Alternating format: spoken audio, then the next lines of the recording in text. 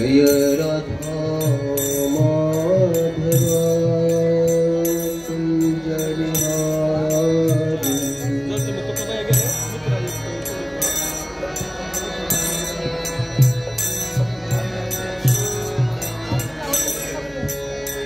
गोपी जन वल्लभ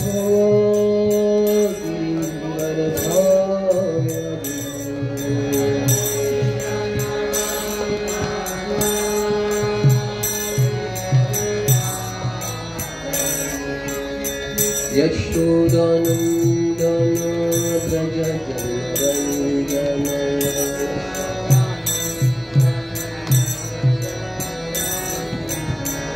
यशोदानंदन व्रज जनरंजन।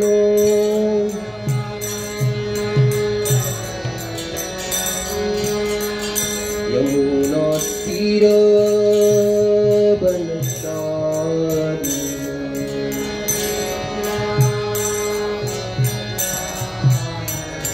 जय राधा माधव कुंज बिहारी।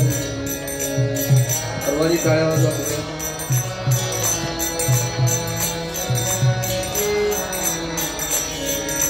गोपी जन वल्लभ गिरिवरधारी।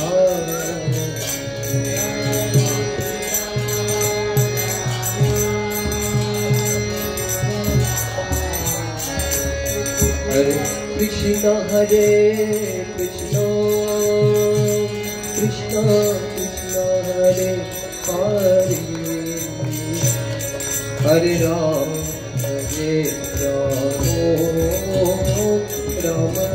राम हरे हरे।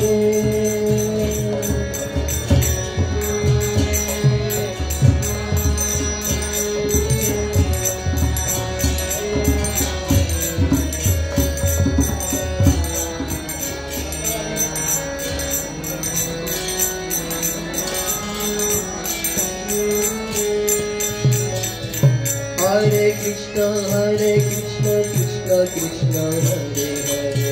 हरे राम राम राम हरे हरे।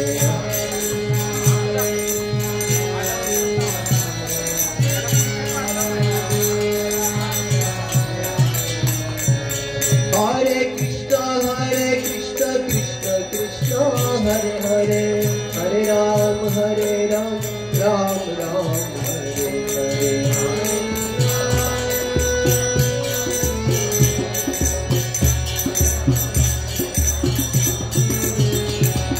जय राधा गोविंद राधा गोविंद राधे।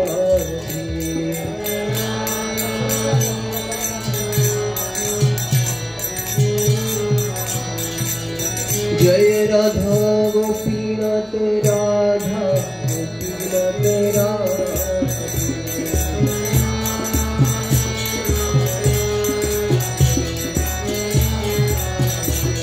जय राधा मदन मोहन राधा मदन मोहन राधा।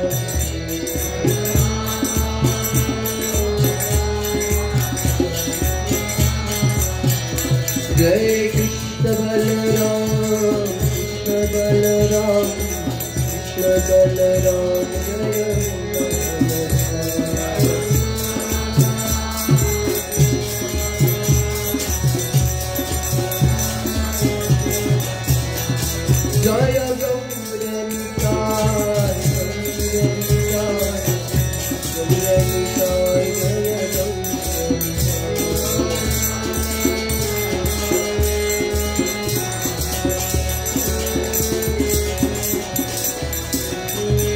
जय जय जय प्रभुपाद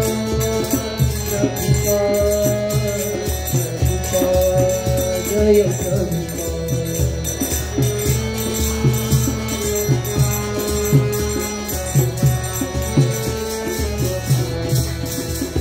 कृष्णचंद्र भगवान की, श्रील प्रभुपाद की। ओम नमो भगवते वासुदेवाय।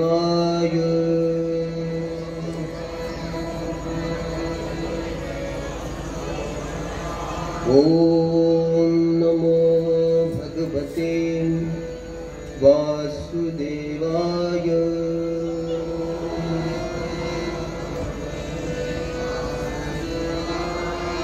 ओम नमो भगवते वासुदेवाय।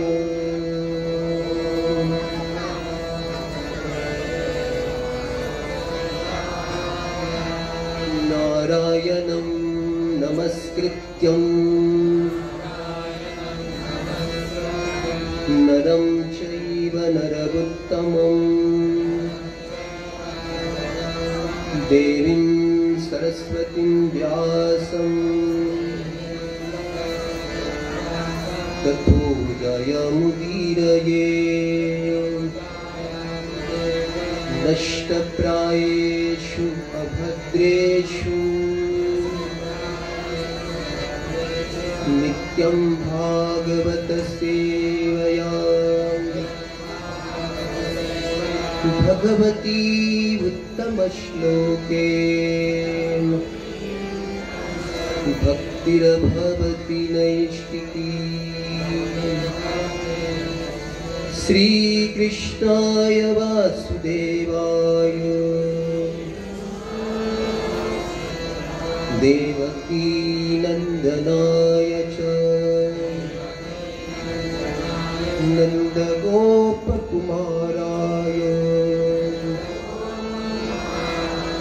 गोविंदाय नमो नमः। ओम अज्ञानतिमिरान्धस्य ज्ञानाञ्जनशलाकया चक्षुरुन्मीलितं येन तस्मै श्रीगुरवे नमः। श्रीचैतन्यमनोऽभीष्टं स्थापितं येन भूतले स्वयं रूप कदा मह्यं ददाति स्वपदान्तिकं। वन्देऽहं श्रीगुरु श्रीयुतपदकमलं श्रीगुरून् वैष्णवान् च। श्रीरूपं साग्रजातं सहगणा रघुनाथान्वितं तं सजीवं साद्वैतं सावधूतं परिजनसहितं कृष्ण चैतन्य देवं श्रीराधा कृष्ण पदान सहगण ललिता श्रीविशाखान्वितांश्च। नमो विष्णुपादाय कृष्णप्रेष्ठाय भूतले श्रीमते भक्तिवेदांत स्वामी नामिने। नमस्ते सरस्वती देवे गौरवाणी प्रचारिणे निर्विशेष शून्यवादी पाश्चात्यदेशतारिणे। वाञ्छाकल्पतरुभ्यश्च कृपा सिन्धुभ्यैव च पतितानां पावनेभ्यो वैष्णवेभ्यो नमो नमः। नमो महावदन्याय कृष्णप्रेमप्रदायते कृष्णाय कृष्णचैतन्य नाम्ने गौरद्विषे नमः। हे कृष्ण करुणा सिन्धु दीनबन्धु जगत्पते गोपेश गोपिका कान्त राधाकान्त नमस्तुते। तप्त कांचन गौरांगी राधे वृंदावनेश्वरी वृषभानुसुते देवी प्रणमामि हरिप्रिये। श्री कृष्ण चैतन्य प्रभु नित्यानंद श्री अद्वैत गदाधर श्रीवासादि गौर भक्तवृंद। हरे कृष्णा कृष्णा कृष्णा हरे हरे हरे राम राम राम हरे हरे। मुखं करोति वाचालं पंगुलंघयते गिरिं यत्कृपातमहं वन्दे श्रीगुरुदीनतारिणं चैतन्य ईश्वरं परमानन्दमाधवं। कृष्णचंद्र भगवान की। सर्व भक्तांचं आज या पवित्र दिवशी अत्यंत आदरानं हर्षपूर्वक मी या ठिकाणी स्वागत करतो। कथेला प्रारंभ करतो। वृंदावनामध्ये कृष्ण आणि बलराम ऐकू सांगू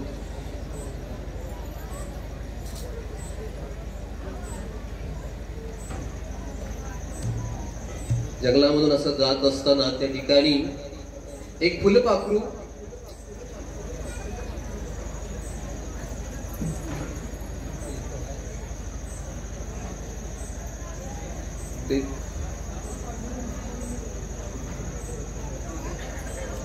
ते फुलपाखरू आहे बलरामाच्या खांद्यावरती बसत आणि श्रीकृष्ण म्हणतात, अरे दाऊजी ते फुलपाखरू बघ तुझ्या खांद्यावरती बसलेलं आहे, त्याला मी हाकलून लावू का? लाव लाव हाकलून लाव तुला. त्यावेळेला कृष्ण त्या बलरामाच्या खांद्यावरचं फुलपाखरू हाकलून लावतात आणि ते फुलपाखरू भगवान श्रीकृष्णांच्या पुढून पायावरती बसत. आणि आता ते फुलपाखरू ज्यावेळेला भगवंताच्या पायावरती बसत त्याला तशी जागा आजपर्यंत कधी मिळाली नव्हती. कारण त्या ठिकाणी केवळ आनंदच नव्हता तर केवळ आनंद कंद, सर्व विश्वात सर्वात श्रेष्ठ आश्रयस्थान असलेलं ते स्थान होतं. म्हणून त्या फुलपाखराला तिथून हालूच वाटत नव्हतं. परंतु भगवान श्रीकृष्ण त्याचा त्रास होऊ लागला थोडा. आले म्हणले, दाऊ हे फुलपाखरू माझ्या पायावरचं हालायला तयार नाही, मी तुझ्या खांद्यावरचं फुलपाखरू हलवलं, तू माझ्या पायावरचं फुलपाखरू हाकलून लाव. कारण मी लावत नाही त्याला, कारण त्याला तिथे बसलेला तिथं आश्रय मिळालाय म्हणून मला हाकलून लावायला माझी इच्छा होत नाही, तू हाकलून लाव त्याला. तर बलरामजी टाळ्या वाजवत आनंदाने नाचायला लागतात. ते म्हणतात, काना खाला तर मला आता आनंद होतोय की ते फुलपाखरू तुझ्या पायावरती बसलेलं आहे ना, वास्तविक पाहता तुला त्याचा त्रास होत नाही, तू फक्त मला सांगतोयस की मला त्रास होतोय. अरे तू सगळ्या जगाचा मायबाप आहेस, सगळ्या जीवांना तुझ्या चरणावरती आश्रय देण्यासाठी हीच तर तुझी इच्छा आहे. त्या ब्रह्मदेवाने केली ती सुद्धा तुला माहित नाही का की आनंद चिन्मय रसात्मतया मनसू य प्राणीनाम प्रतिफलन स्मरता उपेत्य लीला येतन भुवनानी जयत जस्रम गोविंदम आदिपुरुषम तमहम भजामी. की तू सगळ्या लीला रचलेल्या आहेत, ती प्रत्येक जीवात्म्याला तुझ्या लीलामधून आनंद येण्यासाठीच केलेल्या आहेत. आणि ते फुलपाखरू एक साधारण जीव आहे, तुझ्या चरणावरती ज्यावेळेला बसतं त्याला आनंद येतो. कारण एका जीवासाठी सर्वोच्च आश्रयस्थान देणारी जागा ती तुझं चरण आहे. म्हणून या चरणावरती हालवून लावण्याला मी तर कधी तयार होणार नाहीये, कारण माझं देखील तेच काम आहे. मी एक गुरुतत्व आहे. सगळ्या सृष्टीमधल्या जीवांना पकडून पकडून पकडून मी आजपर्यंत अनंत जन्मापर्यंत पकडून पकडून तुझ्या चरणाशी ठेवलेला आहे. आणि त्या फुलपाखराला, त्या जीवाला तुझ्या चरणावर जर आनंद येत असेल तर ते हाकलण्यात मला कसला आनंद आहे, मी ते अजिबात करणार नाहीये. ते फुलपाखरू बलरामचे हाकलून लावत नाहीत. श्रीकृष्ण म्हणतात की जाऊ, माझं हृदय तू खरोखर ओळखलेलं आहेस, घेऊ दे त्याला, इथं सुखात राहू दे, आनंद बागडू दे. जो कोणी माझ्या चरणाचा आश्रय घेतो निश्चित आहे त्याला जीवनातला आनंद कंद प्राप्त करता येतो. मी छोटीशी कथा, याच्या उदाहरण आपल्याला समजतं की बलराम जे आहेत एक गुरुतत्व आहेत. गुरुतत्वाचं काम आहे की आपल्यासारख्या जीवांना पकडून पकडून भगवंताच्या चरणाजवळती ठेवणं. म्हणून गुरुतत्वाला तो आनंद आहे आणि श्रीकृष्णाला देखील तो खरा आनंद आहे. काय आनंद आहे की माझी लेकरं माझ्यापासून दूर गेलेले आहेत, ती कधी एकदा माझ्या चरणाजवळ परत येतील, ते माझं खरंच सुख आहे. मी तर आत्माराम आहे, परंतु आत्माराम जरी असले तरी ज्यावेळेला माझी लेकरं माझ्यापासून दूर या भौतिक जगात या इंद्रियाशी संघर्ष करतात त्यावेळेला त्यांचा पश्चाताप, त्यांचं दुःख हे मला पाहवत नाही रे जीवा. म्हणून दाऊ, तू माझं हृदय ओळखलेलं आहेस. यानंतर आपण असं समजूया की श्रील प्रभुपाद की हे गुरुतत्व आहे. आणि श्री प्रभुपादांनी इस्कॉन, एवढं मोठं इस्कॉन आंदोलन हे उभं केलेलं आहे. त्यांनी जगाला श्रीकृष्णांच्या चरणांचा आश्रय दिलेला आहे की नाही? सगळं जग आज इस्कॉन सगळ्या जगामध्ये खऱ्या अर्थाने जो सनातन धर्म आहे, हिंदू धर्म आहे, हिंदू धर्माची खरी जनजागृती इस्कॉन संस्था संपूर्ण जगामध्ये करत आहे. श्रील प्रभुपादांनी हे कार्य महान कार्य केलेले आहे की श्रीकृष्ण सगळ्या जगाला दिलेले आहे. ते म्हणतात की हे घर एवढं मोठं आहे की या घरामध्ये सगळेजण या, श्रीकृष्णांच्या चरणांचा आश्रय घ्या आणि कायमचं सुखी व्हा. सर्व सुखाचे आगर बाप रकुमा देवीवर. कारण भगवंताचं रुक्मिणी देवीचा जो वर आहे, पती आहे, ते खरं सुखाचं स्थान आहे. म्हणून श्री प्रभुपादांनी हे काम महान केलेलं आहे. म्हणून तुमच्यासारखे माझ्यासारखे जीव आहे त्याचा आज आपण आनंद लुटतोय.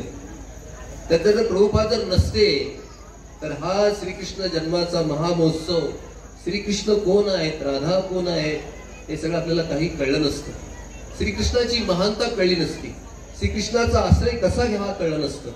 श्री प्रभुपादांनी नामाच्या रूपाने, पूजेच्या रूपाने, सत्संगाच्या रूपाने श्रीकृष्णांचा कसा आश्रय घ्यावा अतिशय साध्या सोप्या शब्दात त्यांनी सगळ्या जगाला दाखवून दिलेला आहे. म्हणून आज आपण या ठिकाणी आनंदाचा सोहळ्याचा अनुभव करतोय. म्हणून कलियुगाचा धर्म आहे, काय धर्म आहे? नामसंकीर्तन. आणि नामसंकीर्तन म्हणजे काय की सगळे लोक एकत्र येतील आणि उच्च स्वराने भगवंताचं नाव गातील. हरे कृष्णा कृष्णा कृष्णा हरे हरे, हरे राम राम राम हरे हरे. तेव्हा काय होईल? एक प्रचंड अशी एक ऊर्जा तयार होईल की जी ऊर्जा समाजामध्ये भीती आहे, काम वासना आहे, काम आहे, क्रोध आहे, आजचा दिवस गेला उद्याचा कसा जाईल, अशा अनेक राजकारणाच्या समस्या, या सगळ्या संसारातील समस्या सगळ्या मिटून जाण्यासाठी, मिटून टाकण्यासाठी ती ऊर्जा आपल्याला प्राप्त होते केव्हा? ज्यावेळेला आपण एकत्र येतो तेव्हा. आणि एकत्र केव्हा येतो? सत्संगामध्ये. बरेच लोक म्हणतात की अरे काय प्रवचनाला जायचे तिकडे, काय तिथे एवढं, की आता मोबाईलची एवढी सुविधा आहे की घरी बसलो हवं ते प्रवचन ऐकू शकतो, प्रवचन ऐकू शकतो, ज्ञान मिळू शकतो, पण ऊर्जा प्राप्त करू शकत नाही. ऊर्जा कुठे आहे? ऊर्जा संगात आहे. आणि कलियुगाचा आहे की कलो संगात शक्ती. एकत्र आल्याशिवाय ती ऊर्जा प्राप्त होत नाहीये. मोबाईलवर ऐकून आपण आपल्याला ती ऊर्जा प्राप्त करू शकतो, पण ती खऱ्या अर्थाने ऊर्जा ज्यावेळेला सगळे लोक एकत्र येतात त्यावेळेला सामूहिकरित्या एक ऊर्जा प्राप्त होते. त्या ऊर्जेचा आपल्याला अनुभव प्रत्येक पावले अनुभवास मिळतो. पण भगवंत एवढे त्यांचं कार्य एकदम अनुपम आहे, त्यांचा दयाळू स्वभाव आहे, परम दयाळू आहे. ते आज श्रीकृष्णाच्या अनेक पास्ट टाइम लीला संपन्न केलेल्या आहेत की त्या लीला ऐकून आपण भक्तीची एक सुंदर भिंत बांधू शकतो, एक फार मोठी सुंदर बिल्डिंग बांधू शकतो. पण वृंदावनामध्ये एकदा यशोदा माता की आपल्या छोट्या कानाला म्हणती, काना अरे तू नेहमी माखन चोरी करतो, तसं का करतोस? अरे आपल्या घरी एवढं सगळं आहे, तू दुसरीच्या घरी चोरायला जातो, आज जर उद्या जर परत चोरला तुला मी काठीने बडवून टाकेन. श्रीकृष्ण ऐकत नाहीत आणि पुन्हा तीच खोडी करतात. आणि यशोदा माता ज्यावेळेला काठी घेऊन त्यांच्या मागे लागते त्यावेळेला कृष्ण पळून जातात. यशोदा माता मागे पळते, परंतु एक असा कॉर्नर येतो, त्या कॉर्नर मधून कृष्ण कन्हैया कुठे गेला तिला दिसत नाही. मग त्या कॉर्नर जवळ येते त्यावेळेला कॉर्नरला टर्न करून काना छोटा एका ठिकाणी एक म्हातार बाबा, ब्राह्मण म्हातार बाबा त्या ठिकाणी बसलेले असतात. आणि श्रीकृष्ण त्या ब्राह्मण म्हाताऱ्याकडे जातात, म्हणजे बाबा बाबा मला वाचवा, माझी आई मला मारणार आहे आता. म्हणजे की तुला वाचू? खरं म्हणतोस काय? ये ये इकडे ये, त्या रांगणात बस. आणि श्रीकृष्ण त्या रांगणात बसतात आणि वर तो म्हातारा बसतो. यशोदा माता काठी हातात घेऊन येते, म्हणजे बाबा आमचा नंदलाला तुम्ही पाहिला का? माझा छोटा काना इकडून मला माराच्या ध्यानी पळून गेला इकडून. बिचारा कुठे गेला? तुम्ही त्याला पाहिला का? इकडे गेला कुठे गेला तो? तेव्हा म्हणतात की यशोदा माता, मी तुझा काना पाहिला नाहीये, तू पुढे जाऊन शोध कुठे असेल ते, इथं तर तो आला नाहीये. यशोदा माता शोधायला पुढे जाते. आधी काना त्या म्हाताऱ्याला म्हणतो, अरे मैया गेली का? मैया गेली. पण म्हातारा, आता मैया गेली ना, मला बाहेर होते. तर म्हातारा म्हणतो की काना, तुला सगळ्या यशोदा माईने ओळखलं नाही, पण मी तुला ओळखलेलं आहे. तू कोण आहेस? तू या वृंदावनातला नटखट बालक नाहीस.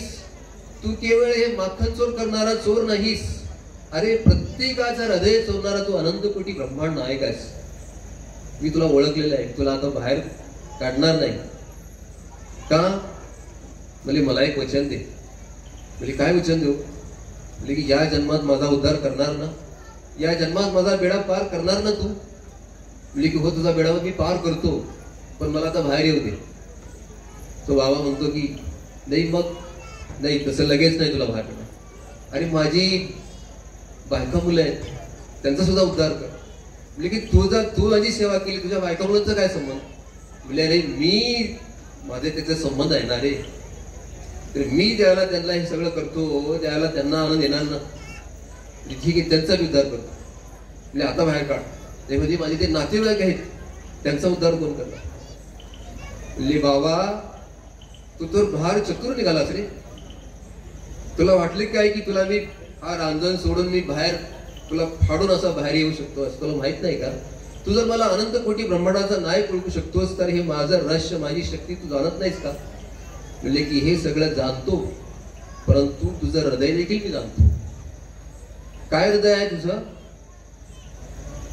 हृदय आहे, तो बाबा म्हणतोय की तू सगळ्या जगाला भीती दाखवतोस, परंतु तू हृदयाने फार कोमल आहेस. तुझा मुख्य स्वभाव आहे की जो तुझी सेवा करतो, जो तुझ्या सेवेमध्ये थोडासा जरी फुलाची पाकळीचा स्वभाव करतो, त्याचं कर्ज, त्याचं मिंद तू कधी ठेवत नाहीस. हे मला माहित आहे. म्हणून आज या ठिकाणी मी तुझी सेवा केली, माझा तू उद्धार करण्याचं भाग्य मान्य केलेलं आहेस, हे मला माहित आहे. हा स्वभाव तुझा माहित असल्यामुळे तुझ्याकडे एवढी वचनाची मी अपेक्षा केली. करणार ना का माझं वचन पूर्ण? की माझं हृदय तू जाणलेलं आहेस. तुझ्या सगळ्या कुटुंबाचा उद्धार मी करणार.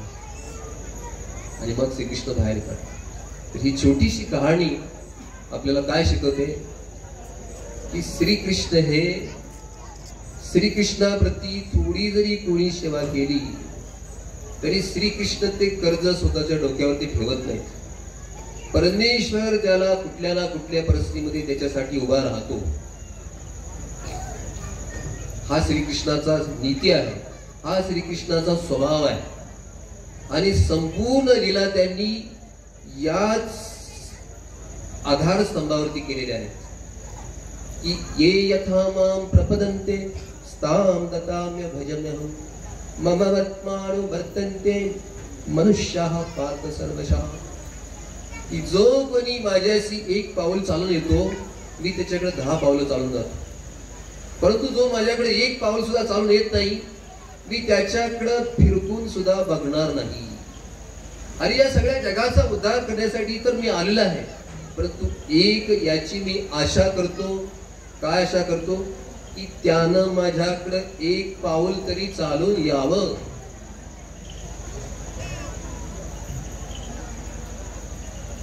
सेवेद्वारे, नामाद्वारे, कशा का म्हणा रूपाने मी ते निमित्त करून त्याच्या हृदयात एक ठिणगी आली की मी त्या ठिणगीचा प्रकाश करतो. हा माझा स्वभाव आहे. म्हणून भागवत मधल्या किती लीला बघतो आपण. कृष्णाची नीती काय आहे? कृष्णाची नीती निर्धनांचा देव आहे, ज्याच्याजवळ धन नाहीये, अशांचा देव श्रीकृष्ण आहे. नमो अकिंचन वित्ताय निवृत्त गुणगत्तये आत्मारामाय शांताय कैवल्य पदये नमः. ही भौमासुराने अनेक स्त्रियांना कोंडून ठेवलं होतं. त्यावेळेला त्या स्त्रिया समाजाकडून दूषित झाल्यासारख्या समजत होत्या. त्या कन्या विवाह झाला नव्हता त्याचा, तरी पण भौमासुराने त्यांना कोंडून ठेवल्यामुळे समाज आता त्यांना स्वीकार करणार नव्हता. म्हणून त्या स्त्रिया पुढे, त्या मुली पुढे हा फार मोठा प्रश्न होता की आम्हाला भविष्यात कोण म्हणून पती म्हणून स्वीकारणार, कोण आमचा स्वीकार करणार. आमचं जीवन बर्बाद झालं, या भौमासुरानं आम्हाला बंदिस्त करून ठेवलं, आम्हाला कोणी स्वीकारणार नाही कारण आपण दूषित झालेलो आम्ही. म्हणून त्या श्रीकृष्णाकडे नंदलालाकडे गेल्या, म्हणजे की तारणहार आमच्यासाठी काहीतरी तू उपाय कर. त्याला कोण आम्हाला स्वीकार करणार. त्याला श्रीकृष्णाची सुंदर नीती आहे. कृष्ण म्हणतात की जो कोणी सर्व अर्थाने पूर्ण शरणागती माझ्या चरणापाशी घेतो, मी त्याला निश्चित आश्रय देतो. लेकिन काही घाबरू नका, या संपूर्ण जगामध्ये जरी तुम्हाला कोणी पती म्हणून स्वीकारलं नाही तरी हा अनंत कोटी ब्रह्मांडाचा नायक आहे, मी तुम्हाला आपली पत्नी म्हणून स्वीकारेन.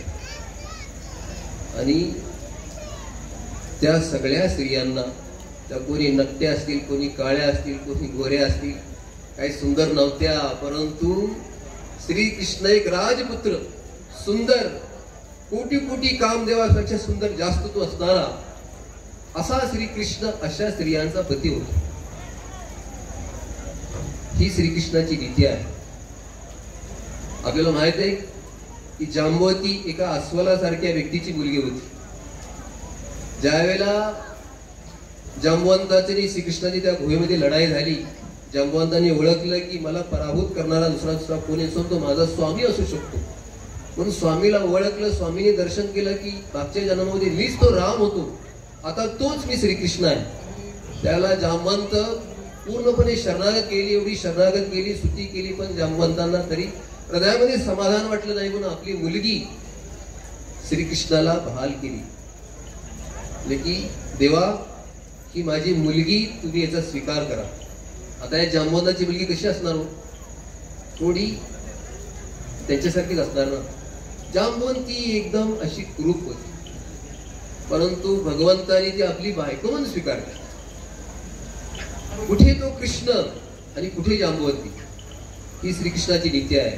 पण जांबवतीला सांगितलं, हे बघ, आपण दोघं द्वारकेच्या राजवाड्यात गेलं की त्या ठिकाणी फक्त एकच काम करायचं की जोपर्यंत मी तुला असा मागून चिमटा घेत नाही तोपर्यंत अंगावरचा जो पांघरून घेतलेला तो घुंगट आहे ना, तो वरती करायचाच नाही.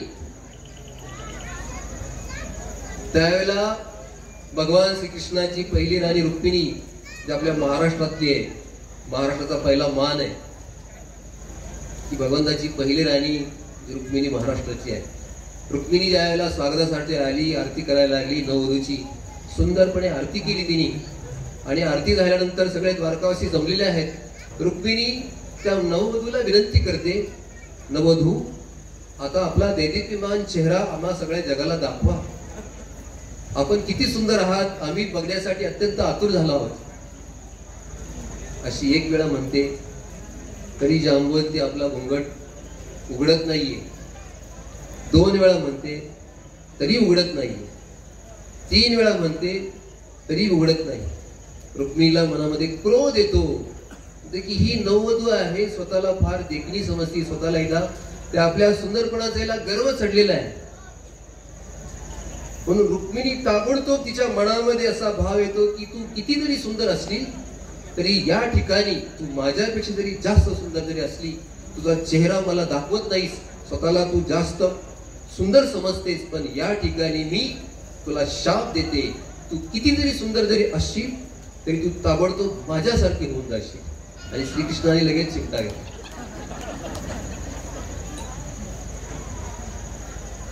ज्यावेळेला घुंगट वळला त्यावेळेला जांबवती कशी झाली होती?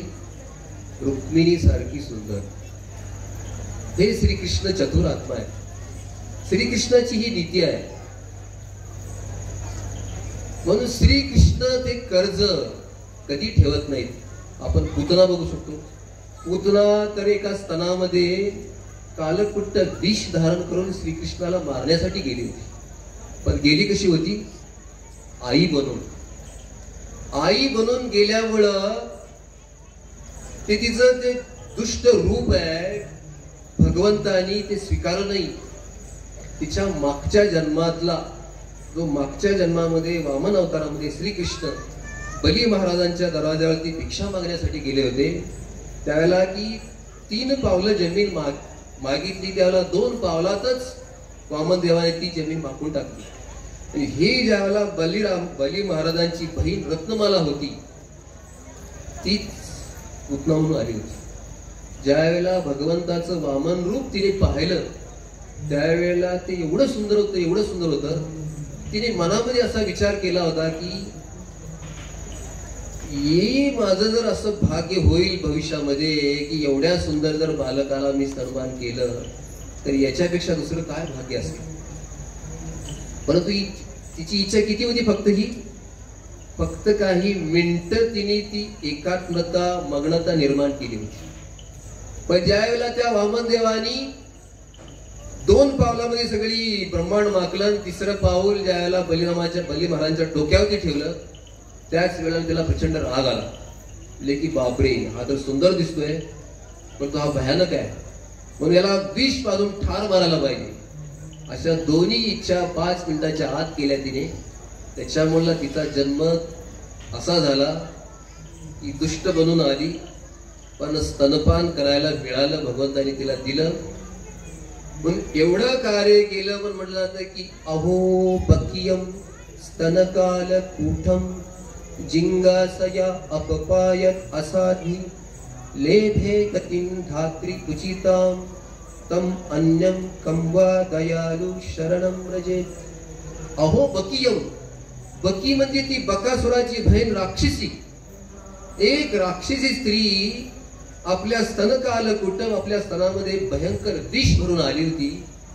आणि हे विष भरून भगवान श्रीकृष्णाला त्याच्या अगोदर तिने अनेक बालकं मारली होती, ती विषाचं विष खराय की नाही बघण्यासाठी.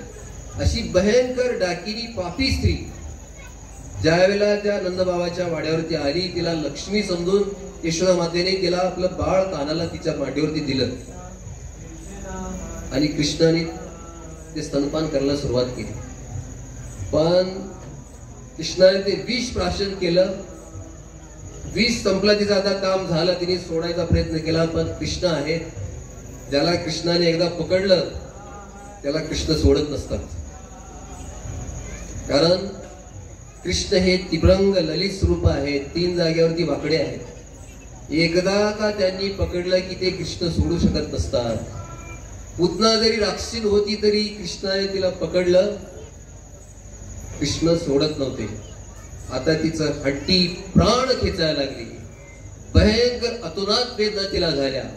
त्यावेळेला अतोनात वेदना झाल्यामुळे ज्यावेळेला भयंकर वेदना होतात ना, त्यावेळेला चुकीच्या स्वरूपामध्ये, चुकीच्या भाषेमध्ये कोणी राहत नाही.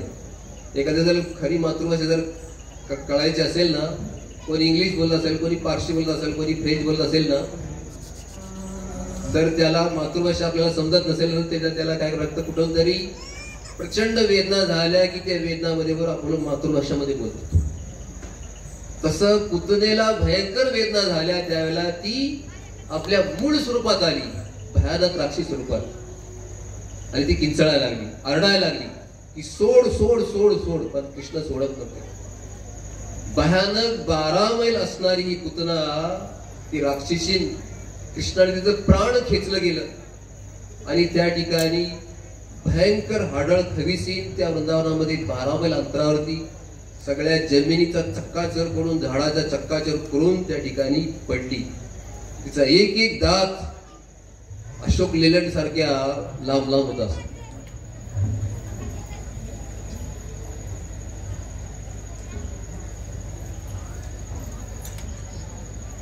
तर असं भयानक भूत ते होतं. पण असं भूताचा ज्या वेळेला अंत्यसंस्कार केला, त्याच्या अंत्यसंस्कारातून असा हिरवा पिवळा धूर निघाला नाही, असा सुगंधी धूर निघाला. 84 ब्रजमंडळामधील दूर दूर अंतरावरती तो सुगंध केला. आणि सगळे सुगंध कुठून येतोय, कुठून मधून ज्या वेळेला घटनास्थळी पोहोचले, त्यावेळेला ते भयानक राक्षसी बघायला मिळाले. हे त्या ठिकाणी तुकडं तुकडं करून त्याचा अंत्यसंस्कार केला होता. तर त्या पुतण्याचा आत्मा भगवंतानी डायरेक्ट सर्वोच्च स्थान जे वैकुंठाच्याही पलीकडे जे गोलोक धाम आहे तिथं तिला नित्य आई म्हणून स्थान दिलं. असं का? एका पापी व्यक्तीला एवढा मोठा लाड करणं, एवढं मोठं स्थान देणं हा काय कृष्णाचा नीती आहे? कृष्ण तर गीतेमध्ये म्हणतात की जो कोणी पापी वागतो, जो कोणी अधर्मी वागतो, अधर्माचा मी नाश करतो. आता ह्या पुतण्याचा काय थोडा अधर्म होता का? किती भयानक अधर्म होता. तरी पण अशा अधर्मी स्त्रीचा उद्धार भगवंतांनी काय केला?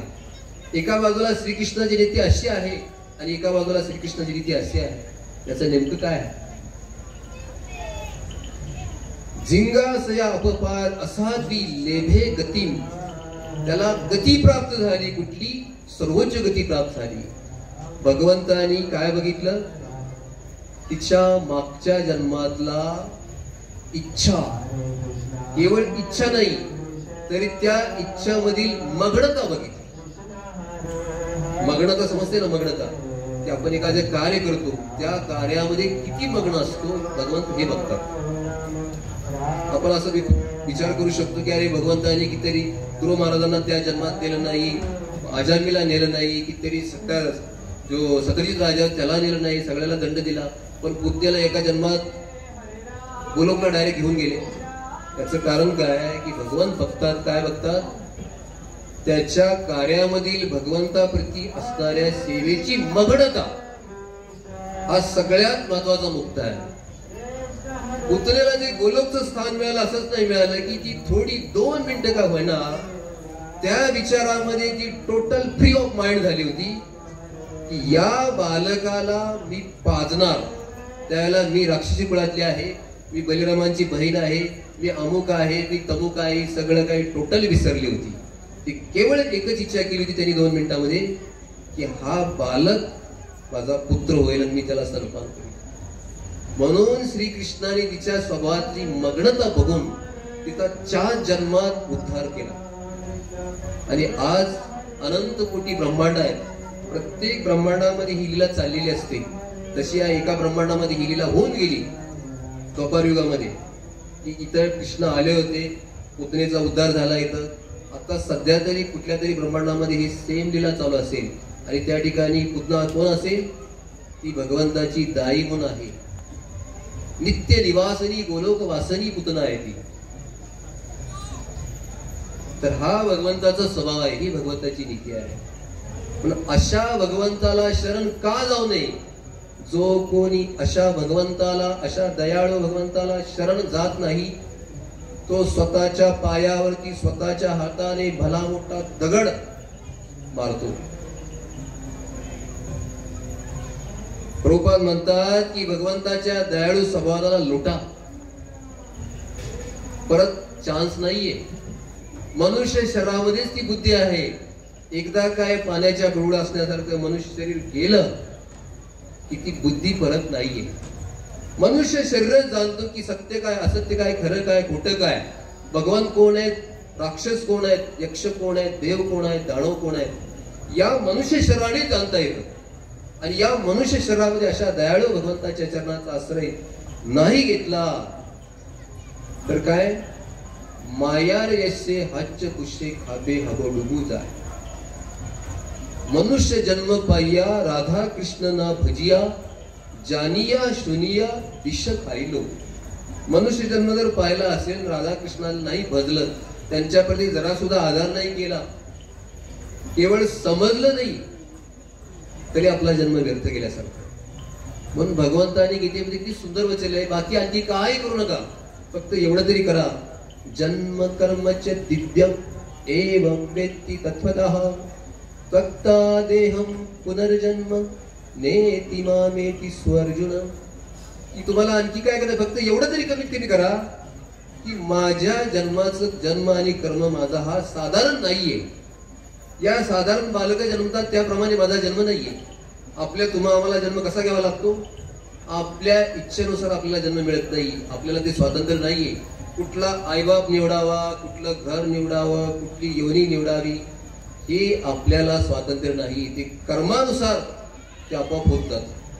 आजचा वर्तमान आहे ते फ्युचर आहे. जसं आपण वर्तमान जगतोय, जी क्रिया आपल्याकडून होते तेच आपलं भविष्य आहे. म्हणून श्रीकृष्ण म्हणतात की या जन्मात वर्तमानात राहायला शिका. वर्तमान जर सुंदर घडवला तर भविष्य निश्चित सुंदर आहे. या भविष्याला कोणी काटून टाकू शकणार नाहीये.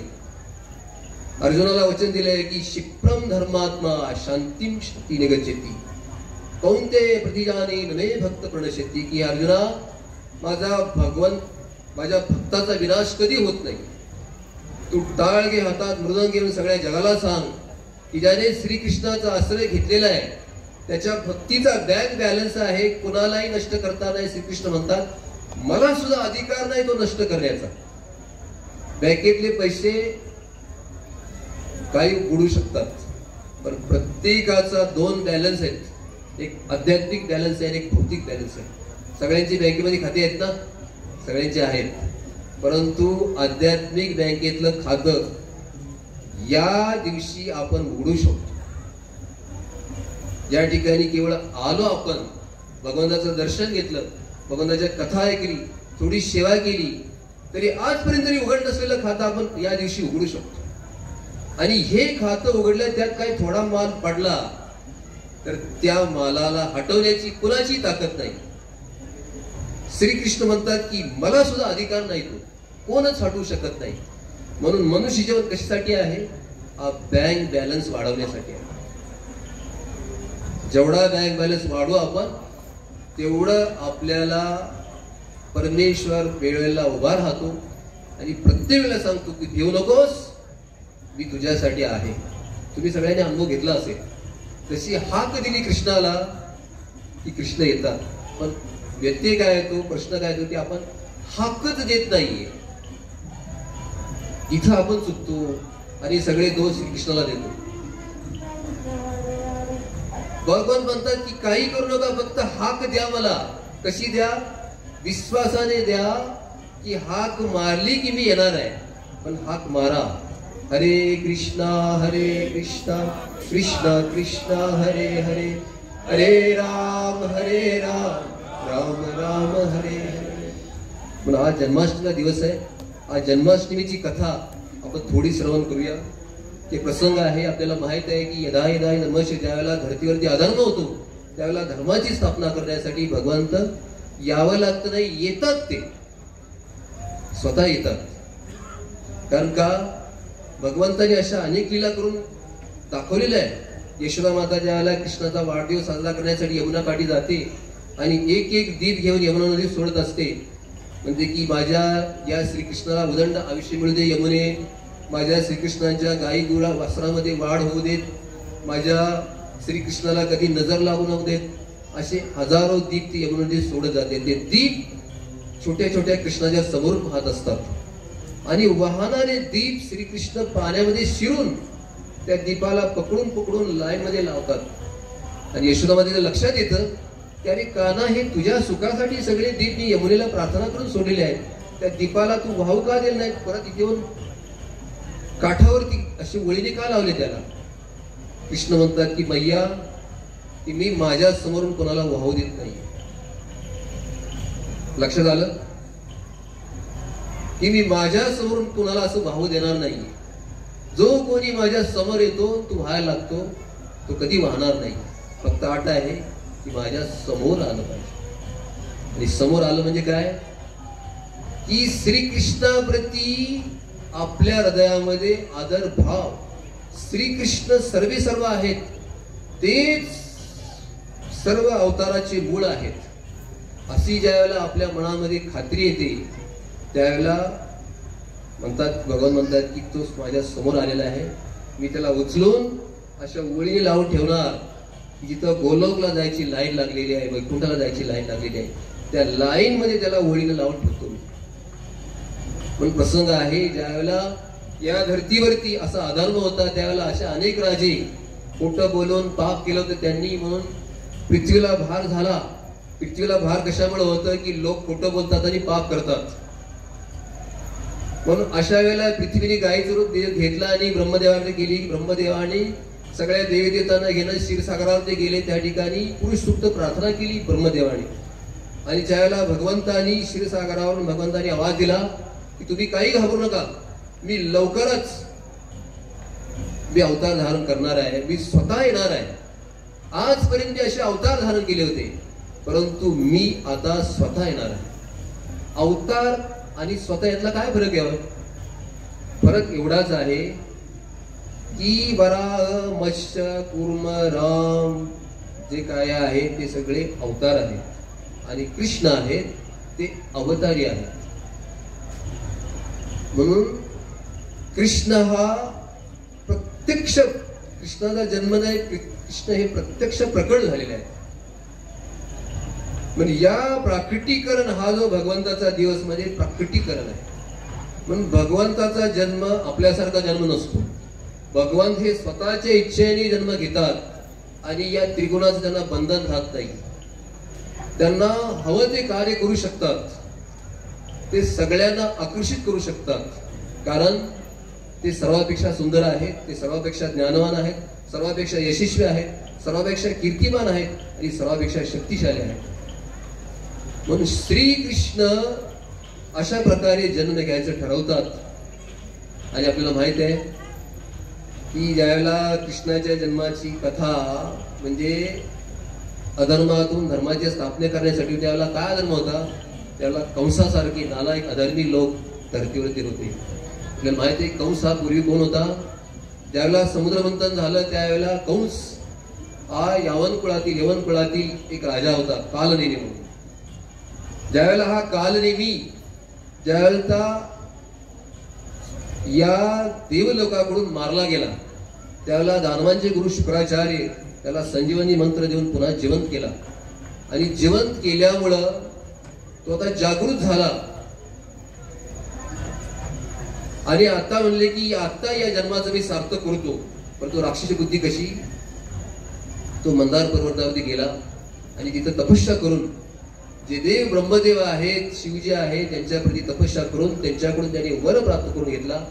काय वर प्राप्त करून घेतला? की मला कुठल्याही देवाकडून मृत्यू नको. कारण त्याला राक्षसी बुद्धी म्हणजे काय की देव हेच मुख्य आहेत, पण देवताचा बी कोणी बुद्धी आहे तो नारायण श्रीकृष्ण आहे हे राक्षसी बुद्धीला समजत नाही.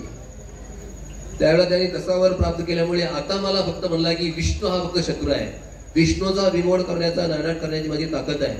पण तोच कालनेमी ज्यावेळेला अशा भयंकर शक्तीद्वारे तो वरदान प्राप्त करून ज्यावेळेला उग्रसेनची पत्नी ज्यावेळेला आपल्या माहेरी गेली होती ना, त्यावेळेला त्या ठिकाणी माहेरी गेली असताना ज्यावेळेला कुबेराचा एक सेवक, एक सैनिक द्रुमिल, तो द्रुमिल आहे या उग्रसेनाच्या पत्नीकडे काम असल्याने आकर्षित होतो आणि आकर्षित झाल्यामुळं रूप घेतो कुणाचं?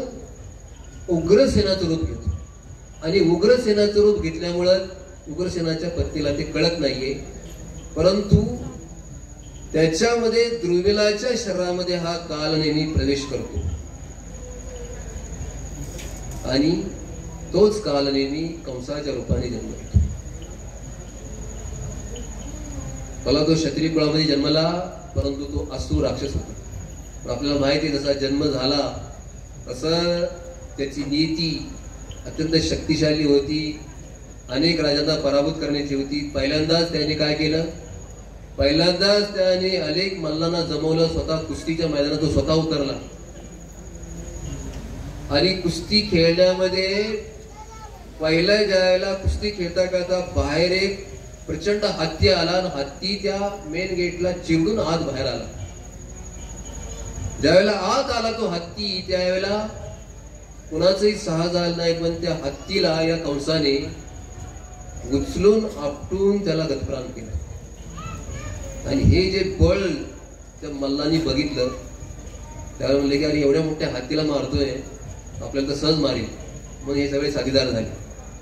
त्याच्यानंतर याचा तिकडून तो एक राजा येत होता, मगधचा राजा जरासंध. जरासंधाने बघितलं की याने हत्तीला, एवढ्या मोठ्या हत्तीला मारलेलं आहे, म्हणून हा भयंकर पराक्रमी आहे, म्हणून आपल्या मुली जर द्यायच्या असेल तर अशा पराक्रमी राजाला द्यायला पाहिजे.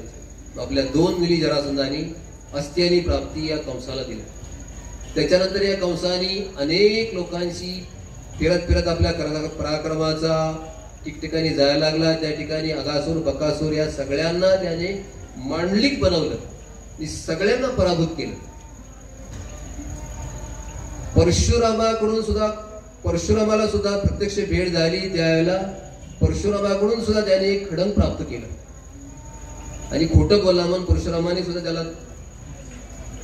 चुकीचं म्हणला की तू खोटं बोललास ना, की या चुकीमुळे तू पराक्रम करशील, पण शेवटी तुझा वध हा विष्णूकडूनच होणार आहे. त्यावेळेला हा कंस म्हणाला की हे मला अगोदरच माहिती. त्यावेळेला आपण अशा प्रकारे घडत गेले. त्यावेळेला सगळ्या या लोकांना त्यांनी काबीज केलं होतं. पण सगळे लोक ते अगासूर, बकासूर, पुतना, व्योमासूर हे सगळे त्याचे साथीदार बनले होते, संगी बनले होते. अशा चुकीच्या संघामध्ये कालनेमी कंस हा राहत होता. त्याच्यामुळं तो शक्तीने असा माजलेला होता की त्याने आपल्या वडिलांना देखील बंद करून टाकले. आणि त्याच वेळेला गर्गमुनींनी ज्यावेळेला पोथी पूर्ण वाचली, त्यावेळेला पोथीमध्ये वाचण्यात आलं की हा जो शूरसेन राजा आहे त्याचा पुत्र वसुदेव आहे, त्याच्या कुठं एक सुंदर बालक जन्माला येईल, तो भविष्यामध्ये कालनेमीचा वध करणार असेल. हे कंसाने ऐकलं होतं. परंतु गर्गाचार्यांचं त्यावेळेला देखील या कंसाने स्वागत केलं, कारण त्यावेळेला त्याची बुद्धी थोडी भ्रमित झाली होती. आणि मग भविष्यामध्ये असं आपल्याला माहित आहे की ज्यावेळेला याची कंसाची जी बहीण होती देवक राजाची मुलगी, त्यावेळेला ह्या शूरसेनाच्या मुलाला वसुदेवाला देण्यात आली. त्यावेळेला विवाह सोहळा संपन्न झाला आणि विवाह सोहळा संपन्न झाला तसं शुद्ध वातावरण होतं. सगळं आकाश निरभ्र होतं. आकाशामध्ये एकही ढग नव्हता. सुंदर मंगलवाद्य वाजत होती. सगळे लोक आनंदी होते, कारण कंसाच्या अत्याचाराला कंटाळले होते. आता सुंदर मंगलवाद्य वाजतंय, कंसाची बुद्धी स्थिर झालेली आहे, नीती बदललेली आहे, म्हणून सगळ्यांना आनंद झाला होता. पण निरंतर आकाशामध्ये अचानक विजेचा कडाडट सुरू झाला. विजा कडायला लागल्या आणि भयंकर आवाज व्हायला लागला. त्यावेळेला सगळे मथुरावासी घाबरले की कंसाची बुद्धी आता परत फिरते की काय, नेमका हा काय प्रकार आहे. त्यावेळेला आकाशातून एक वाणी ऐकायला आली. त्या वाणीमधला पहिला शब्द काय होता? मूर्ख कंस, ज्या बहिणीचा तू रथ हाकत आहेस ना, त्याच बहिणीचा 8वा पुत्र तुझा वध करणार आहे. आणि भयंकर आकाशवाणी ज्यावेळेला आकाशातून झाली, त्यावेळेला ही आकाशवाणी ऐकल्यानंतर दुःख कोणाला झालं? सगळी लोक आहेत ते सगळे सारावरा पळ सुटले. पण त्या ठिकाणी एका व्यक्तीला दुःख नाही झालं, ते म्हणजे वसुदेव आणि देवकीला नाही झालं. कारण त्यांना आमच्या पोटी भगवंत ते येणार आहेत त्याचा अतिशय हृदयामध्ये हर्ष झाला. परंतु ते आकाशवाणी ऐकून कंसाच्या हातला दोर सुटला, चाबूक सुटला, चाबूक खाली पडला. कंसाने खाली उडी मारली भीतीनं. तो घाबरला आणि देवकीच्या चेहऱ्याकडे बघतो. हीच ती देवकी, माझा काळ म्हणून येणारे, म्हणून हातातली तलवार बसली. पुन्हा रथावरती चढला, तिचे केस धरले आणि तलवारीत मारणार तोच वसुदेवाने समजायला सुरुवात केली. सुंदर समजायला सुरुवात केली की राजा, अरे की तू अनेक पराक्रमी राजा आहेस, आजपर्यंत तू एवढी कीर्ती प्राप्त केलेली आहेस, अनेक लोकांना तू हरवलेला आहेस, आणि आज जर हे दृश्य या सगळ्या लोकांनी बघितलं की सगळ्या जगाला हरवलं आणि जगाला हरवल्या माणसाने अख्ख्या आपल्या बहिणीलाच मारलं, तर तुझी सगळी कीर्ती निघून जाईल. म्हणून हे पहिलं साम आहे. 4 प्रकारे समजवता येतं ना एका दुष्ट व्यक्तीला. त्याच्यानंतर वसुदेव म्हणतात की हे बघ की या जगामध्ये प्रत्येकाला आज ना उद्या मरायचं आहे. मृत्यूपासून कोणी वाचत नाही. तसा एक किडा आहे, इथून आपलं अंग उचलतो, त्याला मागचं अंग उचलून त्याला पुढचं द्यायला लागतं, पुढच्या तिथं प्रवेश करतो. म्हणून प्रत्येक व्यक्ती आपलं मागचं कर्म घेऊन पुढे जात असतो, पण जो काही कर्म आहे ते कोणी वाचू शकत नसतो. म्हणून हे पहिलं पाऊल टाकलं, ते पहिलं पाऊल टाकून दुसरं पाऊल टाकावंच लागतं प्रत्येकाला. असे अनेक दामद्वारे तो समजावून सांगतो. नंतर भेद दाखवतो, हे बघ कंस, की हे सगळं तुझं कार्य आहे, की निश्चित आहे की तुला तुझ्या कृत्याला मानहानी करणार आहे. आणि शेवटी दंड म्हणून काय देतो तो? दंड म्हणून कंसाला देत नाही, दंड स्वतःहून स्वीकारतो. काय म्हणतो त्या दंडामध्ये? म्हणतोय की माझी जी होणारी 8 मुलं आहेत, तुझ्या या बहिणीपासून तुला धोका नाही ना? धोका आहे तिच्या मुलापासून. मग ती माझ्यापासून होणार आहेत ना? तरी आपला पोटचा गोळा स्वतःला किती प्रिय असतो, पण पोटचा असणारा गोळा देखील मी माझ्या हातानं तुला मारण्यासाठी सुपूत करतो. हा दंड तो कंसाला देत नाही, तो स्वतः स्वीकारतो. तेव्हा कंसाचं हृदय बदलतो. म्हणून असं म्हटलं, शास्त्र सांगतं की एखाद्याचं हृदय जर बदलायचं असेल ना, तर सामदा भेद दंड, मग दंड अगोदर स्वतःला स्वीकारायचा आपल्या शब्दाद्वारे, तर समोरच्या व्यक्तीचं हृदय बदललं जातं. तसं कंसाचं हृदय बदललं, कंसाने ते मान्य केलं आणि या वसुदेव देवकीला बंदिस्त केलं. आपल्याला माहिती आहे की 8 वर्षामध्ये पहिला पुत्र कीर्तिमान झाला. अतिशय दिलेल्या वचनाप्रमाणे कंसाला त्याने सुपूर्द केला. ते बालक बघून, कंसात वसुदेवाचं वचन बघून कंस सुद्धा हृदयात द्रवित झाला की अरे वसुदेव, तू सत्यवचनी राजा आहेस. मला असं वाटलं नव्हतं की स्वतःच्या पोटचा गळा तू माझ्याकडे मारण्याकडे घेऊन येशील. तू आणलेला आहेस, पण मला या पहिल्या मुलापासून धोका नाही ना. तुझ्या सत्यवचनावर मी पूर्ण प्रसन्न आहे. जा, तुझा बालक परत घरी घेऊन जा. आणि इकडे घरी घेऊन आल्यानंतर ज्या वेळेला देवकीला प्रचंड आनंद झाला की कंस आपल्या भावाची बुद्धी शुद्ध झाली, फार फार धन्य झालेली. परंतु संघ असा होता की तेवढ्यात काय झालं, नारद मुनी त्या ठिकाणी लगेच प्रकटले आणि म्हणले की हे बघ कंस, एक फूल हातामध्ये घेतलं, म्हणले की हे जे 8 पाकळ्याचं कमळाचं फूल आहे, देवकीच्या 8व्या मुलापासून तुझा वध होणार आहे. पण हे जे कमळ आहे त्या 8 पाकळ्यांची प्रतिकृती आहे. या 8 पाकळ्यामधील पहिली पाकळी कुठली आणि 8वी पाकळी कुठली हे सांग मला आता. त्यावेळेला कंस हतबल होतो. या बाजूने मोजले तर ही पहिली, त्या बाजूने म्हणले तर ती पहिली. लगेचच आपली बुद्धी बदलतो आणि तिथून रागाने येतो. म्हणून तेव्हापासून नारद मुनीचं नाव कळलावे नारद मुनी ठरलं जातं. पण नारद मुनी हे कळ लावतात, कशासाठी लावतात? दुष्टांचा नाश व्हावा आणि भगवंत लवकर प्रकट व्हावे. म्हणून नारद हे संत आहेत. नारद हे कळ लावे नाहीत, कळ लावतात. परंतु धर्माची स्थापना, सत्याचा विजय, भगवंताचा विजय, भगवंताचं प्राकट्य, भगवंताचं दृश्य, हे सगळं सर्वांना पाहता या उद्देशानं नारदांनी या सगळ्या लीला केलेल्या आहेत. त्याला कंस रागारागाने येतो, तो ते कीर्तिमान ते बालक देवकीच्या समोर घेतो. देवकी हतबल होते, तिची शक्ती चालत नाही. ते छोटस बालक कंस गरगर फिरवतो आणि दगडावरती आपटतो. तसं दगडावरती आपटलं, त्याच्या तोंडातून, मस्तकातून रक्ताच्या चिळांड्या उडतात. हे भयानक दृश्य त्या माता पित्याला आपल्या उघड्या डोळ्यांनी बघावं लागतं. आणि ह्या दुष्ट कंसाला त्याचा परिणाम काही होत नाही, की म्हणतो की माझा काळ मी नष्ट केलेला आहे, मी तो निघून जातो परत. अशा 6 बालकांना नष्ट करतो. ज्यावेळेला 7वा बालक जे साक्षात गुरुतत्व बलरामच्या येतात, त्याला देवकीचा चेहरा सौंदर्यान होतो. त्याला गर्भ रोहिणीच्या गर्भामध्ये जातो तो. आणि ज्यावेळेला 8व्या बालकाच्या रूपाने श्रीकृष्ण येतात, त्यावेळेला देवकीच्या पुढ्यामध्ये श्रीकृष्ण आहे. ते कसे अवतरित होतात? पहिल्यांदा चतुर्भुज रूपात. आणि देवकी आणि श्रीकृष्णाचा संबंध भागवतमध्ये सुंदर वर्णन आहे. एवढं सुंदर आहे की देवकी म्हणते की कृष्णा, अरे तू मधु आणि कैटभ दैत्यांना तू मारलेला आहेस, तो तूच आहेस, मी जाणते. म्हणून मी तुझ्यावरती पूर्ण आश्रित आहे की आमचा वध होऊ नये, तुझा सुद्धा तुझ्या रक्षणासाठी आम्ही प्रार्थना करतो. म्हणले की तुला माते विश्वास नाही का? मी जर मधु आणि कैटभाला जर मारत असेल तर तुमचा रक्षण करणार नाही का? मी माझं रक्षण करण्यास समर्थ नाही का? याची अजिबात चिंता करू नको. माझा जो जन्म आहे तो सर्वांना आनंद देण्यासाठी झालेला आहे.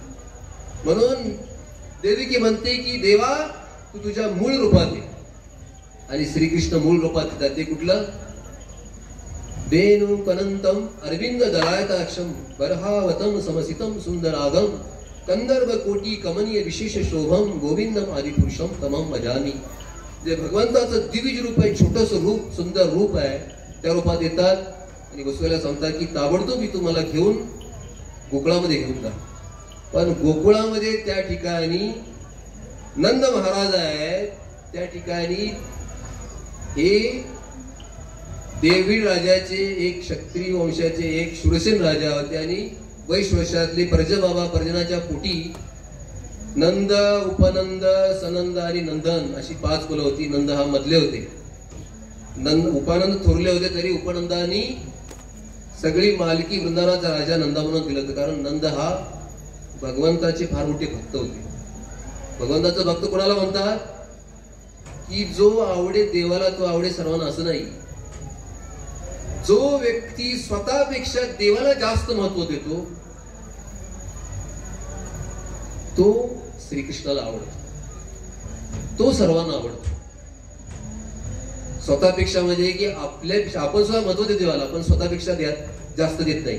स्वतः ज्यावेळेला आपल्याला माहिती आहे ना की ज्यावेळेला आपण स्वतः ज्यावेळेला कुठली जरी माता, सगळ्यात मातेचं प्रेम मोठं जरी असलं, माता ज्यावेळेला स्वतःचं मरण ज्यावेळेला जवळ येतं ना, त्याच मुलाला आपल्या पायाखाली देते आणि स्वतःचा प्राण वाचवते.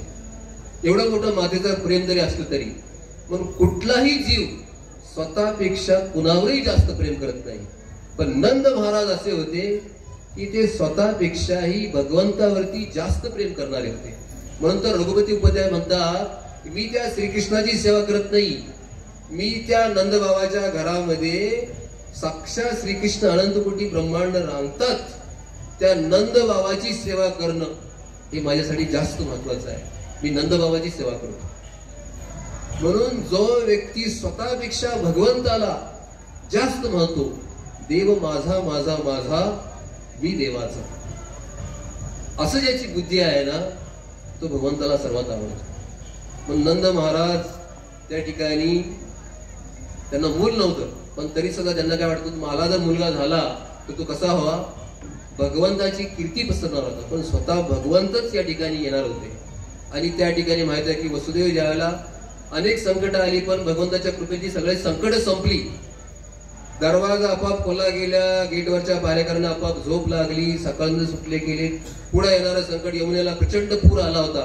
कारण यमुना मातेला भगवान श्रीकृष्णाचं दर्शन घ्यायचं होतं. दर्शन असं नाही, त्याच्या चरणांना स्पर्श करायचा होता. ज्यावेळेला भगवंतांनी आज्ञा दिली की मला गोकुळात घेऊन जा, म्हणून भगवंताची आज्ञा किती जरी संकट आली तरी ते करायचीच या भावनेनं वसुदेव निघाले होते.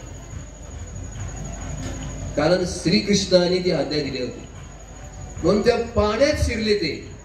त्यांनी विचार केला नाही की आता कसं होईल. म्हणजे ज्यावेळेला पाण्यात शिरले, पाणी वरती येत होतं. पाणी नाकाला लागलं तरी वसुदेवाने प्रवास थांबवला नव्हता. म्हणजे की या पाण्यात मरू दे, पण माझा बाळ सुरक्षित राहू दे. पण वरती बाळाकडे बघितलं तर बाळावरती एक देखील पावसाचा थेंब पडत नव्हता.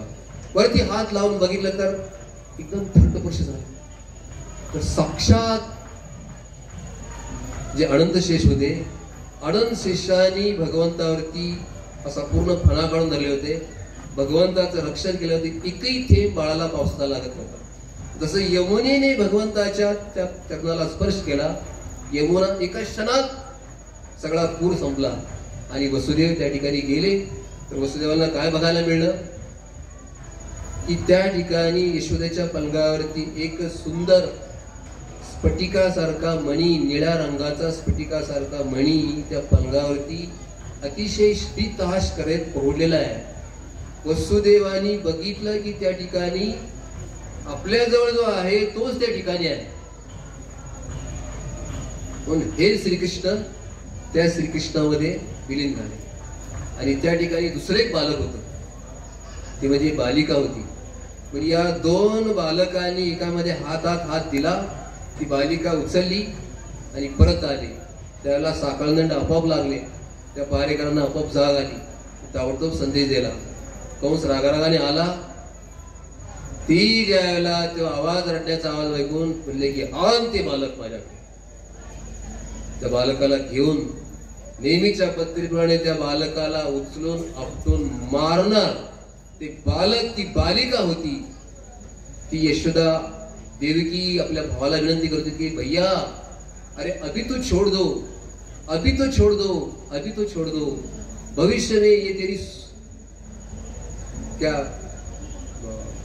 त्याची सून बनेल म्हणून तरी या आशेने तरी तू सोडून दे. पण कंसाला दया येत नाही.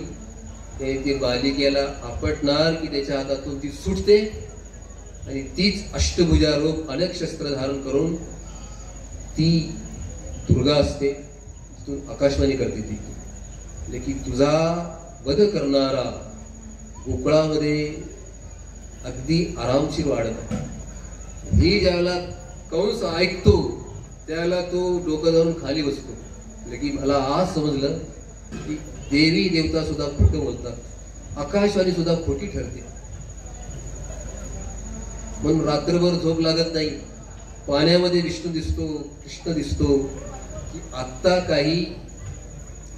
म्हणून सगळ्या आपल्या समगाड्यांना जमवतो की त्या कृष्णाचा वध आपल्याला करायचा आहे. आपल्याला माहित आहे की अनेक राक्षस पाठवले जातात, परंतु सगळ्या राक्षसाचा श्रीकृष्ण वध करतात. जेवढे राक्षस पाठवले असे एकही नाही कृष्णाने वध केला नाही. काही वध बलरामाकडून करेला, काही स्वतःहून केलेला. आणि शेवटी जरासंधाकडून या जरासंधाचा 17 वेळा पराजित करून 18 वेळा श्रीकृष्ण त्या रणांगणातून पळ काढतात आणि द्वारकेमध्ये आश्रय घेतात. परंतु वास्तविकपणे भगवंताने रणातून पळ नाही काढला. जरासंधाला हे दाखवायचं होतं की जरासंधाने अनेक अनेक अनेक जेवढे समाजातील शत्रू होते सगळे एकत्र आणले आणि सगळ्यांचा वध केला. आणि शेवटी भगवंतांनी द्वारकेचा आश्रय यासाठी घेतला की तिथं राहून एक श्रीकृष्ण हे तत्व काय आहे, श्रीकृष्ण ही व्याख्या काय आहे, हे सगळ्या जगाला दाखवण्यासाठी श्रीकृष्णाने द्वारकामध्ये वास केला. म्हणून नंद महाराज हे भगवंताचे द्वारकावासी भक्त आहेत. त्या ठिकाणी सुंदर सुंदर स्तुती करतात की भक्त कोण आहे, जो भगवंताला स्वतःच्या पेक्षा स्वतःच्या जीवनात भगवंताची किंमत जास्त आहे तो मानतो, तो खरा भक्त आहे. खरा भक्त कोण आहे, तो भगवंताच्या भक्ताचा बी आदर करतो, भगवंताचा बी आदर करतो आणि स्वतःचा कमी आदर करतो, तो खरा महाभक्त आहे. म्हणून आज मितीला, आज या पवित्र दिवशी वेळेच्या अभावी आपल्याला हेच शिकायचं आहे की एका भक्ताचं हृदय कसं असतं. भक्त नेहमी भगवंताला प्रार्थना करतात, सदा माझे डोळे, सदा माझ्या डोळा जडो तुझी मूर्ती, रकुमाईच्या पती सोयरिया, गोड तुझे नाम, गोड तुझे रूप, देई मज प्रेम सर्व काळ, विठो माऊलिये आची वरदे, संचारुनी राही हृदया माझी, तुका म्हणे काही न मागे आनिक, तुझे पायी सर्व सुख आहे. श्री अनंता मधुसूदना, श्री अनंता मधुसूदना, भय अविनाशका. अशा सुंदर सुंदर स्तुतीने श्री अनंता पद्मनाभा जगव्यापक जनार्दना, आनंदघना अविनाशा सकळ देवादी देवा, कृपाळाजी केशवा सदाशिवा सहजरूपा चक्रधरा विश्वंभरा, गरुडध्वजा करुणाकरा, कमला मूर्ती कमलापूर्ती, कमलाक्ष मदन मूर्ती, वामन मूर्ती त्रिविक्रमा, जगजाता जगजीवना, बाळरांगणा बाळकृष्णा, तुका आला लोटांगणी, हेच करतसे विनवणी, तुझ चरणी ठाव द्यावा, तुझ चरणी ठाव द्यावा, तुझ चरणी ठाव द्यावा. त्याच भगवंताला आपण हीच प्रार्थना करू शकतो की देवा तुझ्या चरणाचा आश्रय दे. म्हणून आज ती संधी आहे की आपल्या आध्यात्मिक बँक बॅलन्स मध्ये आपण भगवंताला अशी सुंदर प्रार्थना करून आपला आध्यात्मिक बॅलन्स वाढवू शकतो. त्यांच्या लीलांचं गुणगान करून, त्यांचं दर्शन करून, त्यांचा प्रसाद खाऊन आज मितीला आपल्या बँक बॅलन्स मध्ये, स्पिरिच्युअल बँक बॅलन्स मध्ये आपण प्रचंड अशी मोठ्या प्रमाणात वाढ करू शकतो. पण ही जर संधी चुकवली तर काय होईल? कृष्ण बहिर्मुख होय जिय, निकटिस्त तारे झपटिया माया धरे. जर ही संधी चुकवली तर काय होईल की आपल्या जवळच असणारी माया आपल्याला झपाटू शकते आणि आपलं हृदय पकडू शकते. माया म्हणजे काय? मायाचा खरा अर्थ की माया म्हणजे सत्य नाही. ते म्हणजे काय की मायाचं खरी व्याख्या काय आहे की आपलीच घाण आपल्याला प्रिय वाटते. जसा आपल्या नाकातून आलेला शेंबूड आहे तो आपल्याला प्रिय वाटतो, पण दुसऱ्याचा शेंबूड आपल्याला उलटी होते. आपल्या शरीरात आलेली दुर्गंधी आहे ना, ती किती जरी दुर्गंधी असली तरी आपल्याला प्रिय वाटते. ती आपलीच आहे, त्याचंच नाव माया आहे. पण आपण सगळे या मायेमध्ये पडलेलो आहोत. आपल्याला आपलं ते सत्य, आपलं ते चांगलं, दुसऱ्याचं वाईट, हे जे डोक्यामध्ये भूत बसलेलं आहे ना, या भूतामुळेच आपल्याला पावली भीती वाटते. हे जर भूत गेलं ना तर मरणाची भीती वाटणार नाही, जीवन जगण्याची भीती वाटणार नाही, कोणी आपल्याला शत्रू असणार नाही. हेच भूत आहे की प्रत्येक ठिकाणी मी मी मी मी मी तिथं घालतो. म्हणून आपण खऱ्या प्रेमाला बघतो. खरं प्रेम हे अथांग सागराप्रमाणे ते अनंत आहे. ते आपल्याला कृपा देण्यासाठी सर्वत्र हजर आहे, कणाकणामध्ये व्यापून आहे. फक्त ते काय आहे ते आपल्या हृदयात मान्य करायला पाहिजे की मी म्हणजे वास्तविक कोणी नाही. मी त्या श्रीकृष्णाचा एक छोटासा अंश आहे. माझं अस्तित्व किती छोटं आहे आणि मला वास्तविकपणे काही नको आहे आणि किती जरी घेतलं तरी ते माझ्या बरोबर येणार नाही. म्हणून ते सगळं कृष्णाचं आहे, ते श्रीकृष्णाच्या आनंदासाठी आहे. त्यासाठी मी यज्ञ करीन, तपस्या करीन, जीव खाव देणे की देवा तुमच्यासाठी काय पण. अशी ज्यावेळेला आपली श्रद्धा होईल त्यावेळेला श्रीकृष्ण म्हणतात की तो काहीतरी माझ्यासाठी तिच्या हृदयामध्ये ठिणगी आलेली आहे. आता माझं काम आहे की त्या ठिणगीचा मी प्रकाश करणार आहे. पण आज आपली सर्वांची जबाबदारी, तुमच्या सर्वांच्या चरणी विनंती करतो की आज ती भक्तिरूपी ठिणगी आपल्या हृदयामध्ये येऊ द्या. आणि ती ठिणगी आपल्यामध्ये आली तर एक ना एक दिवस येणार आहे की तो त्याचा प्रकाश होणार आहे. आणि त्या प्रकाशामध्ये आपण आपल्या कुटुंबाला घेऊ शकतो, आपल्या समाजाला घेऊ शकतो आणि भविष्यामध्ये संपूर्ण देशाला घेऊ शकतो. आणि खऱ्या अर्थाने तो सनातन धर्म आहे, तो हिंदू जनजागृती आहे, ते सगळ्या जगाला दाखवू शकतो. हरे कृष्णा कृष्णा कृष्णा हरे हरे, हरे राम राम राम हरे हरे. श्रील प्रभुपाद की, गौर भक्तवृंद की. आपण इथं थांबूया, कारण थोडस भगवंतासमोर जाऊन भगवंताची सुंदर